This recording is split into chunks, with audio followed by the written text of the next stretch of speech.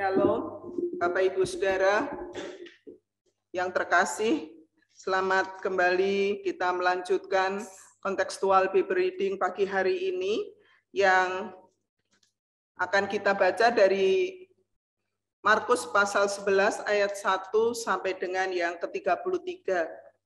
Ketika Yesus dan murid-muridnya telah dekat Yerusalem, dekat Betfage dan Betania yang terletak di Bukit Zaitun, Yesus menyuruh 2 orang muridnya dengan pesan, "Pergilah ke kampung yang di depanmu itu.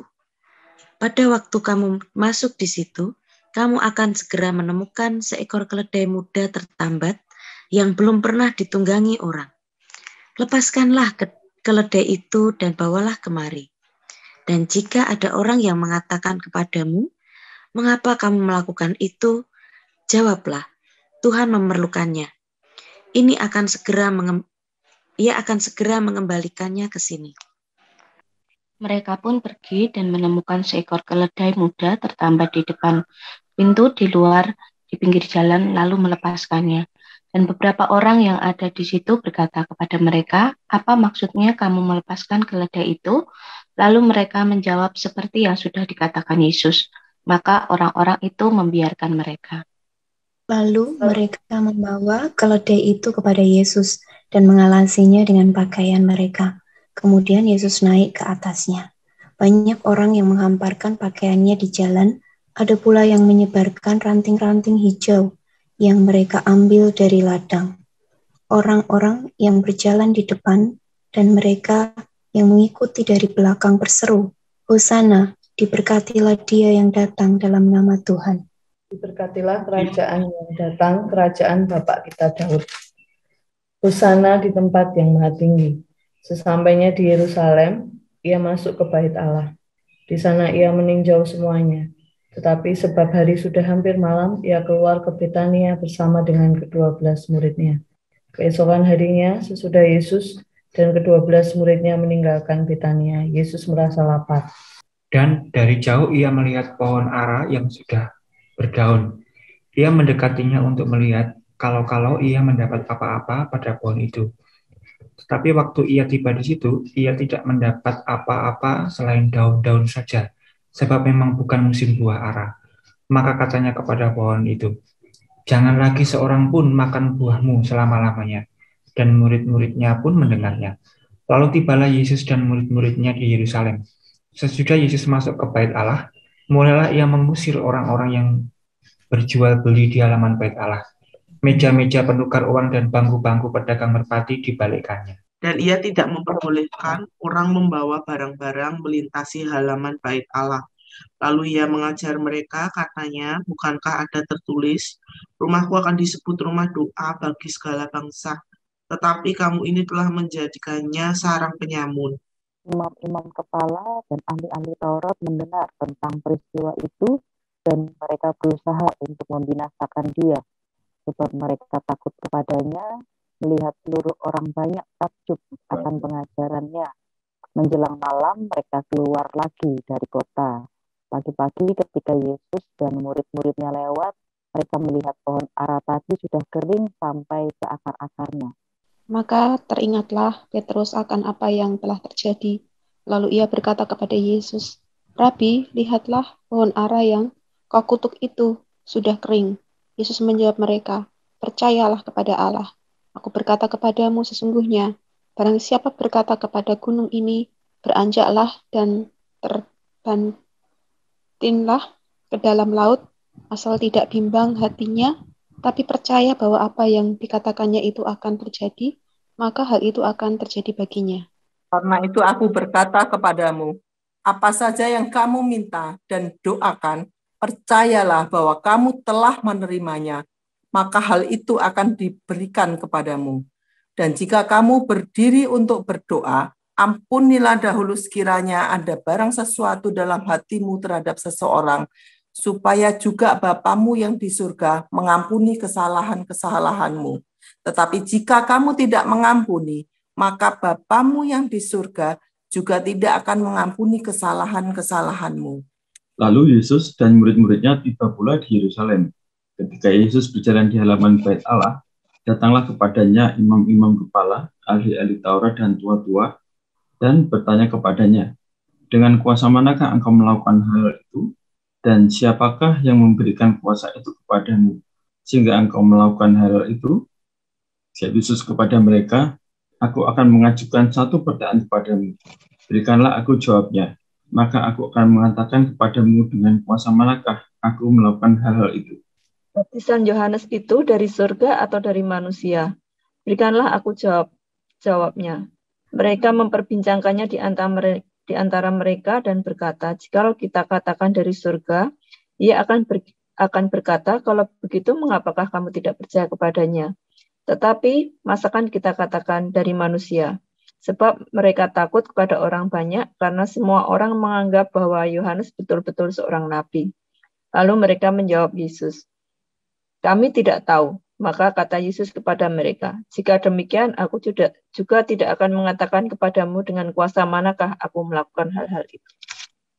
Kita lihat di dalam Markus pasal 11, itu dibagi dalam 5 perikop menurut LAI. Yang pertama dari ayat 1 sampai yang ke-11, itu berbicara tentang Yesus dan murid-muridnya masuk ke Yerusalem dan mengutus 2 muridnya untuk meminjam keledai yang belum pernah ditunggangi, dan Yesus mengatakan kalau ada orang yang menanyakan, jawabnya Tuhan memerlukan, ia akan segera mengembalikannya ke sini.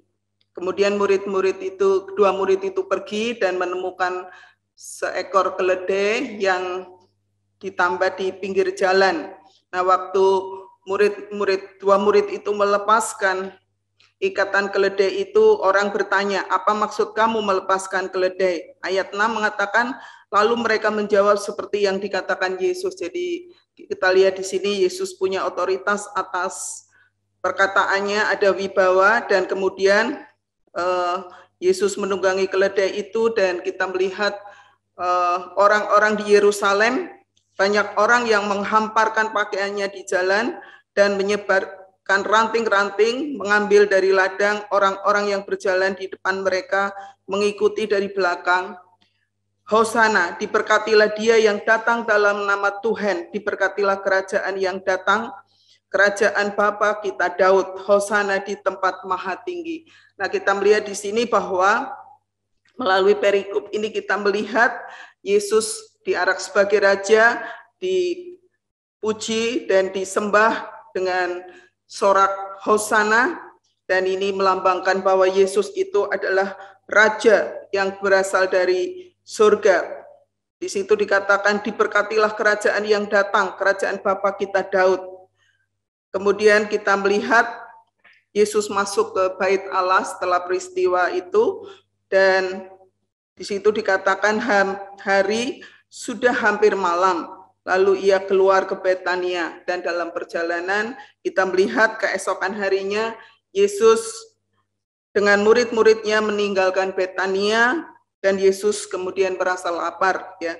Sebagai manusia sejati dia juga merasakan lapar, dan dia melihat pohon ara yang sudah berdaun, sudah pohon yang dewasa, tetapi di situ dikatakan ketika ia melihat kepada pohon itu, dia tidak mendapati selain daun-daun saja. Lalu di ayat 14, maka kata Yesus kepada pohon itu, jangan lagi seorang pun makan buahmu selama-lamanya, dan murid-muridnya pun mendengarnya.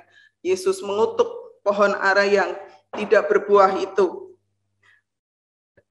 Dan kita terus melihat bahwa dalam perjalanan itu Yesus masuk ke bait Allah. Di ayat 15 dikatakan, lalu tibalah Yesus dan murid-muridnya di Yerusalem. Sesudah Yesus masuk bait Allah, mulailah ia mengusir orang-orang yang berjualan di halaman. Nah, saudara, kita melihat bahwa Yesus murka, marah. Di Injil yang lain dikatakan bahwa Yesus marah, dan bahkan di sini dikatakan mengusir orang-orang yang berjual beli di halaman bait Allah. Berjual beli barang-barang, benda-benda yang berkaitan dengan persembahan untuk bait Allah. Orang yang datang mempersembahkan untuk pengorbanan untuk bait Allah, dan kita melihat di sini Yesus marah. Di dalam psikologi dikatakan bahwa kemarahan Yesus ini ya kemarahan yang rohani, artinya kemarahan yang disebabkan karena dia melihat ketidakbenaran dan sudah membuat fungsi bait Allah ini untuk berjual beli. Ya, sehingga dengan tegas dia di situ dikatakan ia mengusir orang-orang yang berjual beli di halaman bait Allah, meja-meja penukar uang dan bangku-bangku pedagang merpati dibalikannya. Dia tidak memperbolehkan orang membawa barang-barang melintasi halaman bait Allah. Jadi kedatangan Yesus untuk menyucikan, memulihkan fungsi bait Allah bukan untuk tempat berjual beli, tetapi di situ dikatakan dengan jelas ayat 17, lalu ia mengajar mereka katanya, bukankah ada tertulis, rumahku akan disebut rumah doa bagi segala bangsa. Yesus datang ke bait Allah untuk menyucikan dan mengembalikan fungsi bait Allah sesuai apa yang Allah inginkan, yaitu untuk menjadikan rumah doa bagi segala bangsa. Dan di situ dikatakan imam-imam kepala dan ahli Taurat mendengar tentang peristiwa itu dan mereka berusaha untuk membinasakan dia. Tapi mereka melihat takjub akan apa yang Yesus katakan. Nah, di sini kita melihat bahwa ada kuasa wibawa Allah yang dikatakan oleh Yesus. Dan di ayat 20 sampai 26 Yesus mengajarkan tentang bagaimana berdoa, bagaimana meminta kepada Allah dengan benar. Nah, dalam kaitannya di ayat 12 sampai 14, ini diteruskan di ayat 20 dan 21. Petrus sangat terkejut melihat akibat dari kata-kata Yesus yang mengutuk pohon ara.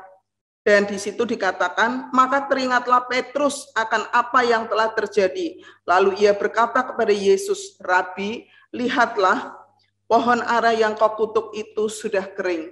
Nah, di sini di ayat 22 sampai dengan yang ke-26, Yesus mengajarkan bagaimana meminta, bagaimana berdoa kepada Tuhan. Di situ dikatakan ayat 22, Yesus menjawab mereka, percayalah kepada Allah. Ya, artinya hendaklah memiliki percaya yang bersandar kepada Allah. Esete pististeo, ya, bersandar, pistis.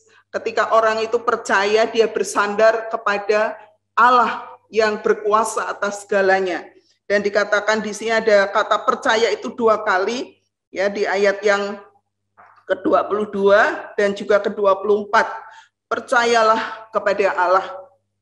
Dan Yesus mengatakan, aku berkata kepadamu sesungguhnya, barang siapa berkata kepada gunung ini beranjaklah, tercampaklah ke dalam laut, asal tidak bimbang hatinya tetapi percaya bahwa apa yang dikatakannya itu akan terjadi, maka hal itu akan terjadi.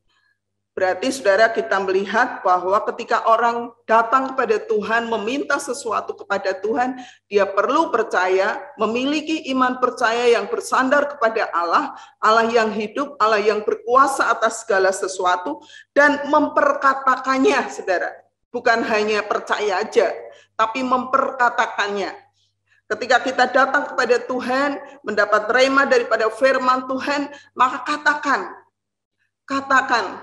Ya, di dalam Alkitab yang saya pakai ini banyak catatan yang berkaitan dengan jawaban doa. Mulai dari saya waktu membangun keluarga, membangun pelayanan di Gamaliel, kemudian peristiwa-peristiwa yang Tuhan izinkan terjadi. Salah satunya peristiwa ketika cucu kami yang kedua, Ruben, ada batu diginjal pada usia yang ke-6 bulan.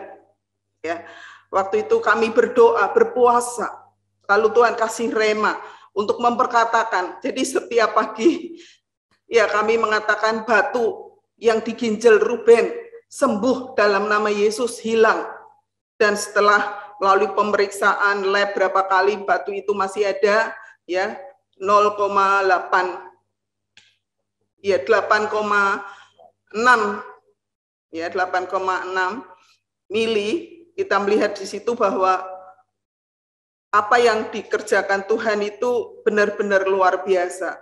Ketika kami mengimani, bahkan setiap pagi saya ingat waktu itu kalau habis doa, kami bawa ke ruang doa anak itu, dan setelah dia jalan, saya kadang-kadang dengan juga Bang Sul diajar nyanyi dan jalan serta Yesus ya. Kita percaya ketika berjalan bersama Yesus ada kuasa yang bekerja, dan batu yang diginjal itu bisa hilang, dan mujizat Tuhan terjadi pada usia sekitar 16 bulan ya.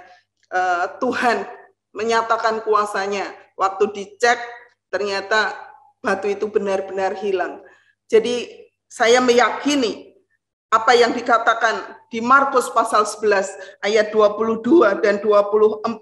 Oleh sebab itu percaya, katakan, bertindak dengan iman, mempertaruhkan iman percaya kita sepenuhnya, baik pikiran, perkataan, tindakan kita sesuai dengan kebenaran firman Tuhan.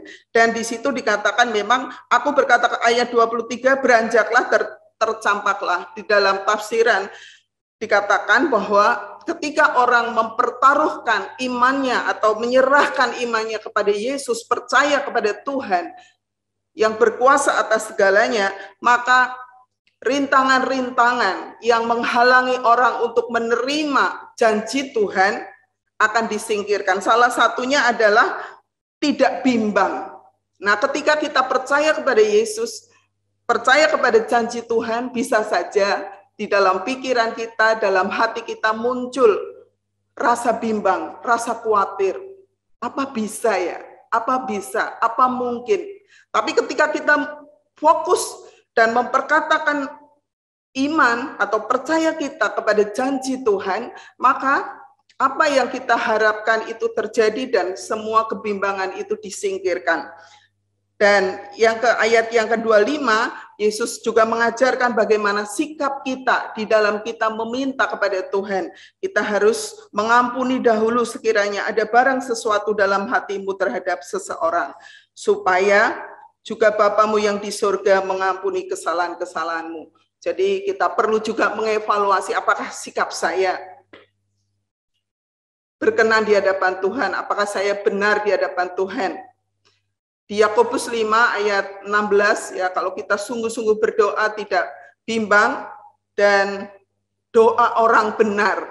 Orang benar itu berarti orang yang statusnya sudah dibenarkan di dalam Yesus sebagai anak Allah. Yang kedua, hidupnya benar, tidak ada ganjalan, tidak ada kepahitan di dalam hatinya. Maka dikatakan apa yang diminta pasti didapat juga ya. Saudara, kita melihat bahwa apa yang dikatakannya akan terjadi, maka hal itu akan terjadi baginya. Ya, kita memang banyak perdebatan di sini antara kehendak Tuhan dan kebebasan manusia di dalam meminta, tetapi di dalam kaitan dalam perikop ini kita belajar untuk percaya, memiliki iman percaya yang bersandar kepada Allah tanpa kebimbangan dalam sikap yang benar, maka itu yang kita minta akan terjadi. Amin. Kita percaya bahwa Tuhan akan menggenapkan. Nah, di dalam perikop yang terakhir ayat 27 sampai yang ke-33 di situ kita melihat ya imam-imam dan ahli Taurat mempertanyakan tentang kuasa yang Yesus adakan. Dan kita melihat di situ Yesus tidak menjawab, tapi di situ dikatakan, lalu mereka menjawab Yesus, kami tidak tahu. Maka kata Yesus kepada mereka, jika demikian, aku juga tidak mengatakan kepadamu dengan kuasa manakah aku melakukannya. Ya, Yesus tahu bahwa Yesus dihadapkan pada pertanyaan-pertanyaan yang menjebak dia. Nah, dengan hikmatnya dia mengcounter kembali dengan kebenaran firman Tuhan. Nah, saudara, kita melihat di dalam Markus pasal 11 ayat 1 sampai 33 ini, kita akan melihat amanat dari teks, yaitu Yesus datang sebagai Raja yang berkuasa atas bait Allah dan berkuasa atas alam. Contohnya tadi peristiwa tentang pohon ara yang dikutuk Tuhan dan benar-benar menjadi kering, tidak ada buahnya dan mati. Dan kita juga di situ kita melihat Yesus juga mengajarkan dengan doa, dengan percaya dan memperkatakan. Oleh sebab itu, bagi setiap kita yang saat ini sedang menantikan janji Tuhan, tetap beriman, katakan bahwa Tuhan akan menyediakan, bahwa Tuhan akan menolong, bahwa Tuhan akan menyingkirkan segala sakit penyakit kita. Tuhan akan membuat kita mengalami mukjizat kemenangan daripada Tuhan. Dan aplikasinya, apakah saya sudah menuhankan atau sudah menjadikan Yesus sebagai Raja dalam hidup saya? Dan apakah saya sudah beriman sesuai dengan maksud Tuhan, beriman, bersandar kepada Tuhan, memperkatakan dan tidak bimbang, dan hidup di dalam kebenaran? Maka apa yang kita katakan akan terjadi, dan Tuhan akan menolong kita. Tuhan akan memberikan kepada kita mukjizatnya hari ini. Kita percaya dalam nama Yesus ada kuasa yang bekerja. Amin. Kita responi, kita nyanyikan Rumah Doa. Ku bawa hidupku sekarang. Bawa hidupku sekarang ke tempat kudus-Mu, Tuhan. Di mezbah-Mu ku serahkan seluruh hidupku.